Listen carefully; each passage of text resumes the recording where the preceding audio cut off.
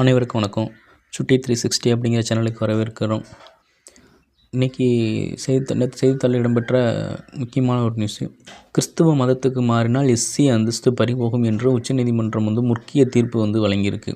அது என்ன வழக்கு, ஏன் அந்த தீர்ப்பு அமைஞ்சது, அதனுடைய முழு விவரத்தை இந்த காணொலியில் நம்ம தெளிவாக பார்க்கலாம். கிறிஸ்துவ மதத்துக்கு மாறினால் எஸ்சி அந்தஸ்து பறிபோகும். இந்துக்கள், சீக்கியர்கள், பௌத்த மதத்தினர் மட்டுமே பட்டியல் சமூகத்தினராக இருக்க முடியும் என்று உச்சநீதிமன்றம் தீர்ப்பளிச்சிருக்கு.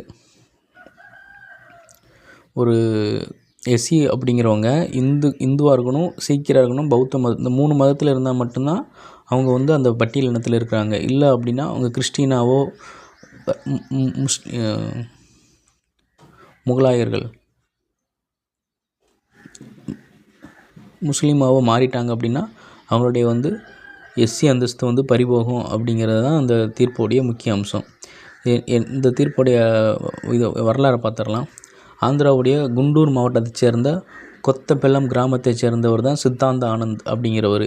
இவர் தன்னுடைய கிராமத்தில் ஞாயிற்றுக்கிழமை கிறிஸ்துவ மத பிரார்த்தனை நடத்திக்கிட்டு வந்திருந்திருக்கிறாப்புல. அந்த சூழலில் அக்கால ராமி ரெட்டி அப்படிங்கிறவர் தன்னை தாக்கியதாகவோ உள்ளூர் போலீஸில் கம்ப்ளைண்ட் பண்ணியிருக்கிறாப்புல. அவர் மேலே வழக்கு பதிவு செஞ்சுருக்கிறாங்க. 2 வழக்கு, இதைத்தான் முக்கியமாக கவனிக்கணும். 2 வழக்கு பதிவாயிருக்கு. ஒன்று எஸ்சி எஸ்டி வன்கொடுமை தடுப்புச் சட்டம், பிசிஆர் அப்படின்னு சொல்லக்கூடிய எஸ்சி எஸ்டி வன்கொடுமை தடுப்புச் சட்டம். அடுத்து நார்மலாக போடக்கூடிய கேஸு. இது தொடர்பான வழக்கில் தான் குண்டூரில் உள்ள எஸ்சி எஸ்டி வழக்குகளை விசாரிக்கக்கூடிய சிறப்பு நீதிமன்றத்தில் விசாரணை நடந்திருக்கு. அந்த வழக்கில் விசாரித்த நீதிபதி என்ன சொல்லியிருக்காரு அப்படின்னா, குற்றம் சாட்டப்பட்ட அக்காலா ராமி ரெட்டி உள்ளிட்டோர் அந்த உயர்நீதிமன்றத்தில் மனு தாக்கல் செஞ்சுருக்காங்க. அதில்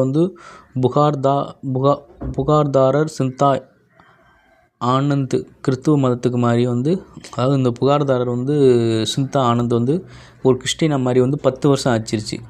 10 வருஷம் மத போதகராக இருந்திருக்கிறாரு. அதாவது எஸ்சியிலேருந்து அவர் பிசி இதுக்கு வந்துட்டார்.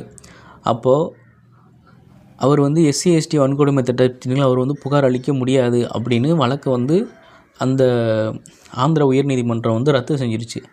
மறுபடியும் இந்த பாதிரியார் என்ன செய்கிறாருன்னா, அந்த மனுவை விசாரிக்கிறதுக்காண்டி ஆந்திர உயர்நீதிமன்றம் என்ன சொல்லணும், இதை உச்சநீதிமன்றத்துக்கு எடுத்துகிட்டு போவோம். அந்த மனுவை விசாரித்த ஆந்திர என்ன சொன்னால், மதத்தில் ஜாதி அமைப்பு இல்லை. மதத்தில் அப்படிங்கிறதுல கிறிஸ்துவ மதத்தில் ஜாதி அமைப்பு கிடையாது. எனவே கிறிஸ்துவ மதத்துக்கு மாறிய சித்தாந்த ஆனந்த் எஸ்சி வன்கொடுமை தடுப்புச் சட்டத்தின் கீழ் பாதுகாப்பு கோர முடியாது என்று தீர்ப்பளிச்சிருக்கு. இந்துவில் தான் ஜாதி அமைப்பு இருக்குது, கிறிஸ்டினில் இல்லை. அப்படின்னா நீங்கள் அப்போது அதில் ஜாதி அமைப்பு இல்லாத அப்படிங்கிறதால நீங்கள் எஸ்சி அப்படிங்கிறதுல வரமாட்டீங்க. உங்களுக்கு அது நீங்கள் அந்த பாதுகாப்பு கோர முடியாது அப்படின்னு ஆந்திர உயர்நீதிமன்றம் சொல்லிடுச்சு. இதை எதிர்த்து தான் உச்சநீதிமன்றத்துக்கு போகிறாப்புல இந்த சித்தானந்த ஆனந்த்.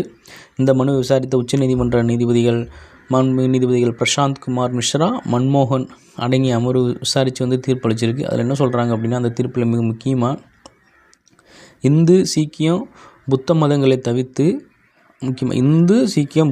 தவிர்த்து ஏனைய மதங்களுக்கு மாறினாங்க அப்படின்னா அவங்க பட்டியலின மக்கள் உடனடியாக எஸ்சி அந்தஸ்தை இழக்க நேரிடும் அப்படிங்கிறாங்க. இந்துக்கள், சீக்கியர்கள், பௌத்த மதத்தினர் மட்டுமே பட்டியல் சமூகத்தினராக இருக்க முடியும். 3 கேஸ்ட் மட்டும்தான், சரி 3 ரிலீஜியன், இந்த 3 மதத்தை பின்பற்றுறவங்க மட்டும்தான். இந்துக்கள், சீக்கியர்கள், பௌத்தர்கள். மதம் மாறிய பிறகு பட்டியலின சமூகத்தைச் சேர்ந்தவர் என்ற யாரும் உரிமை கோர முடியாது. எஸ்சி எஸ்டி பிரிவுக்கான பாதுகாப்பு பலன்களையும் கோர முடியாது. அவங்க முஸ்லீமாவோ கிறிஸ்தவராகவோ மாறிட்டாங்க அப்படின்னா அவங்க எஸ்சி எஸ்டி பிரிவுக்கான பாதுகாப்பு பலன்களை கோர முடியாது. இந்த வழக்கில் மனுதாரர் கிறிஸ்துவ மதத்துக்கு மாறி 10 வருஷத்துக்கு மேலே ஆயிடுச்சு. அவர் சாதாரண ஆளாகவும் உள்ள 10 வருஷம் போதகராக செயல்பட்டுருக்காரு அப்படிங்கிறது நிரூபணமாக இருக்குது. தாக்குதல் நடத்தப்படுவதாக கூறப்படும் நாளிலும் அவர் கிறிஸ்துவராகவே இருந்திருக்கிறாப்புல. எனவே உயர்நீதிமன்றத்தின் தீர்ப்பை ஆந்திர உயர்நீதிமன்றத்தோட தீர்ப்பை உறுதி செஞ்சு உச்சநீதிமன்றம் தீர்ப்பு வழங்கியிருக்கு.